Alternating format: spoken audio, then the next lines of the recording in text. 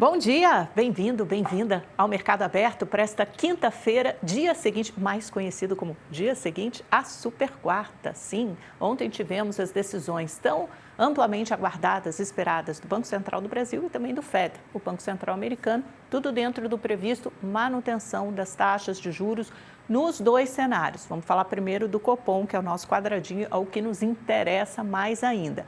Sim, foi mantida em 15%, como era a aposta de ampla parte do mercado, mas todas as atenções se voltaram para o comunicado. E é sobre isso que vamos nos debruçar hoje, dedicar boa parte desse programa do Mercado Aberto, a essa análise, a tentar decifrar as palavrinhas-chave desse comunicado, que já anunciou de antemão que haverá sim uma redução da taxa de juros a partir da próxima reunião, daqui a 45 dias. Oba, Brasil, finalmente sairemos dessa escorchante taxa de 15% mantida nas últimas 5 reuniões. Agora, será que vamos descer para 14,75 ou 14,5? Corte de 0,25 ou de meio ponto percentual? É isso que vamos tentar avançar nessa edição do Mercado Aberto. Separamos alguns gráficos aqui da taxa de juros para você entender como foram esses últimos movimentos do nosso Comitê de Política Monetária do Banco Central. Veja só, em 24, a taxa estava em 10,5%. Já é alto para padrões internacionais, mas afinal de contas o Brasil sempre ocupou ali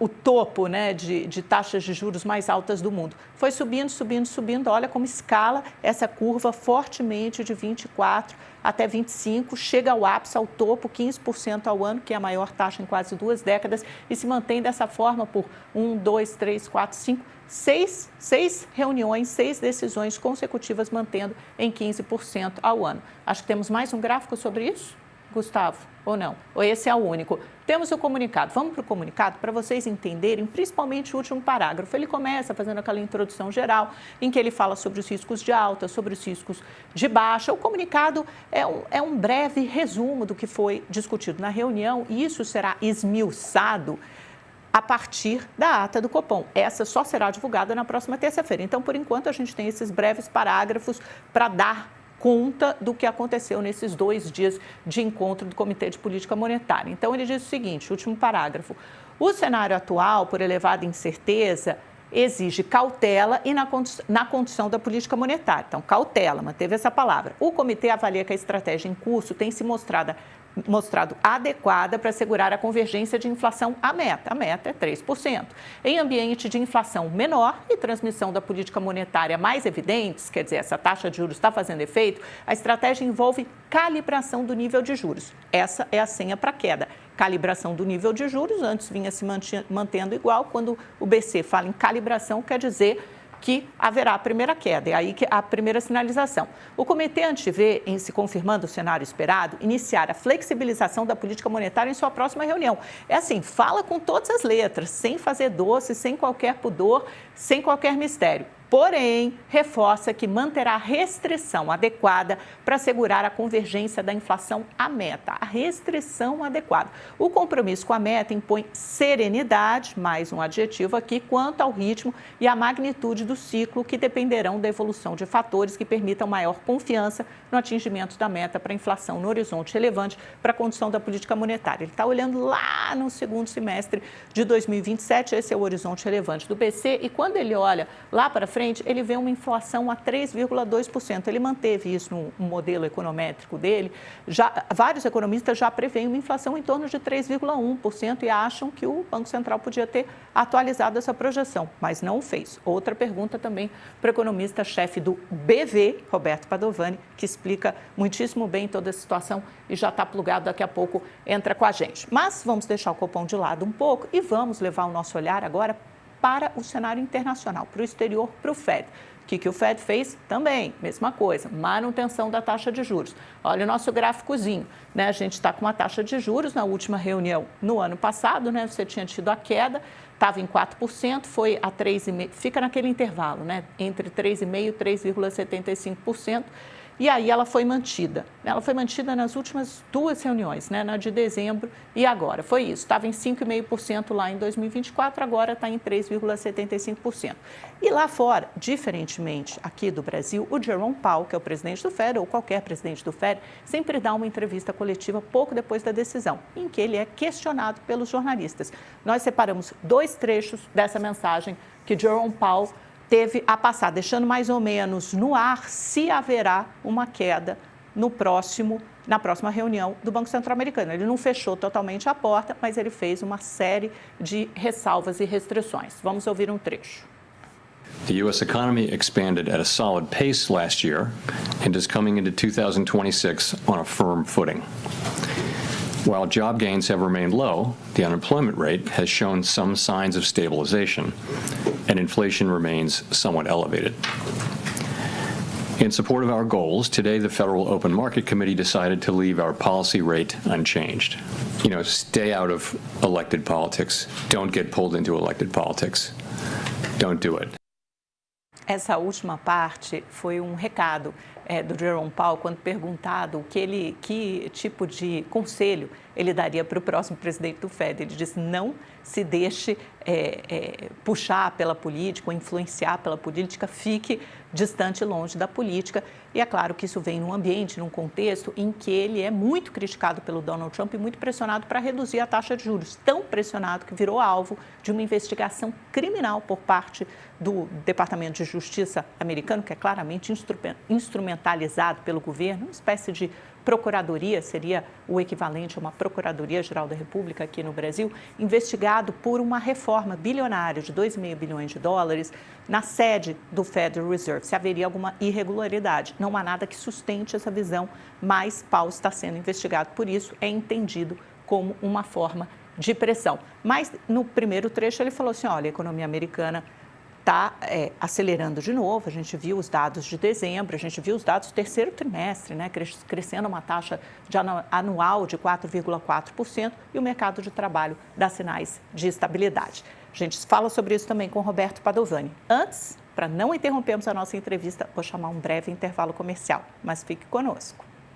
Não, né, gente? Você que nos acompanha pelo YouTube já sabe, ou então pelo UOL, pelo portal do UOL, sabe que você continua ininterruptamente conosco no Mercado Aberto. Vamos dar uma olhadinha em Ibovespa e dólar, porque pode acontecer qualquer coisa, chover, raios e trovoadas, que não faz diferença. O Ibovespa está num rally ininterrupto, praticamente desde o começo do ano, mas principalmente nas últimas 2 semanas. Ontem bateu inédito 184.691 pontos, com mais de 14% de valorização só nesse ano. Olha o fluxo gringo, olha o capital estrangeiro, olha o pessoal vindo para cá. De repente, voltaram o olhar para o Brasil, e não só para o Brasil, para outros mercados emergentes também. Um pouquinho de dinheiro que vem para cá, como o nosso mercado é uma fração do que é o mercado americano, já provoca todo esse estardalhaço, esse movimento de alta. E o dólar? O dólar ontem ficou mais ou menos estável, né? Ficou lá ali segurando, apesar de você ter tido uma valorização da moeda norte-americana no fronte internacional. Ontem terminou estável R$ 5,20, um dólar benigno. É por isso que muita gente está achando que o Banco Central já pode ter essa ajuda do câmbio para fazer um corte um pouco mais arrojado a partir da próxima reunião, os 45 dias. Se esse cenário se mantiver, se confirmar, de repente pode cortar meio ponto percentual. E as bolsas hoje, os mercados hoje, como estão se comportando? Vamos dar uma olhada? Como estão se comportando? Vamos dar uma olhada? Começando pela Ásia, onde as negociações já estão encerradas, todas em alta, 0,12% subindo em Tóquio, Hong Kong alta de 0,51% e China, em Xangai, 0,16%. E lá na Europa, como estão as coisas? Paris e Londres, bem franca valorização, 0,81 e 0,58 respectivamente. Frankfurt enfrenta um cenário mais adverso, né? Um vento aí de cauda não, né? Quando vem de frente assim, 0,79% de queda, e Madrid sobe 0,29%. É isso, muitos balanços sendo divulgados. Meta ontem, por exemplo, nos Estados Unidos bombou. Vamos dar uma olhada nas bolsas americanas, faltam elas, claro. Olha a Nasdaq ali, 0,17% feliz.